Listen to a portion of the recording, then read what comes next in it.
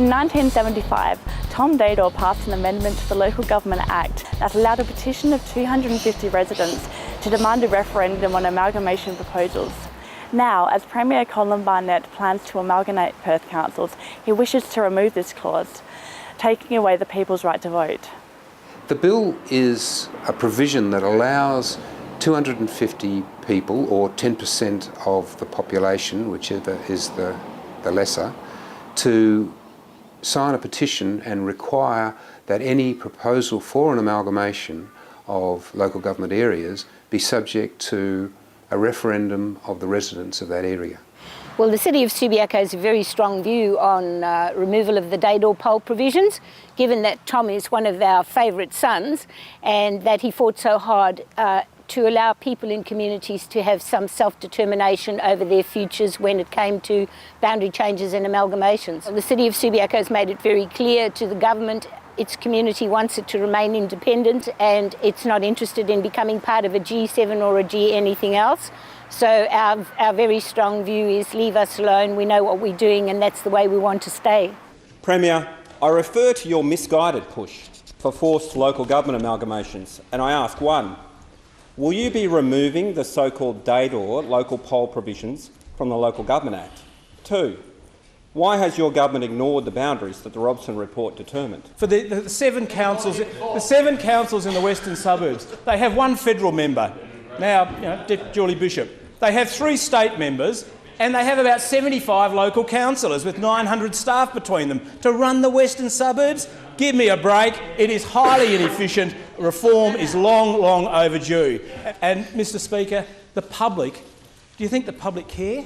They don't particularly. Maybe 5–10% do, and most of those are local councils. But I tell you what, Mr Speaker, the Liberal National Government is up for reform and we will achieve the reform. I actually think it would be a good idea. Well, I'm all for it if they merge Cambridge and Subiaco, because then I'll get my rubbish bins emptied every week. Well, I think it's a good idea if it saves money. I'm not happy at all with the mergers of Netherlands and Subiaco, or in general.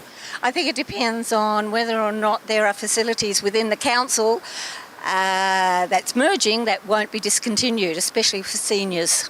I mean, we don't need to discuss it. My answer is no. Mostly in this area, they don't support amalgamation, but a few of my friends do. But everybody, I have never met anybody that says, hey, we'd like to lose our vote. In fact, quite the opposite. Everyone I speak to says they shouldn't lose their vote. Why on earth would you take people's vote away from them? Because it's a democracy. Yes, I would like to be able to train the right to vote. Yep, that's important, I think. Yes, we should be able to vote on the subject. They wouldn't want to lose that vote. Absolutely. It's supposed to be a democracy, isn't it? Yeah. At the end of the day, democracy is a fragile thing. Once you give people the vote, you really require the approval of those people with the vote to take it off them. Now, the state government doesn't have that.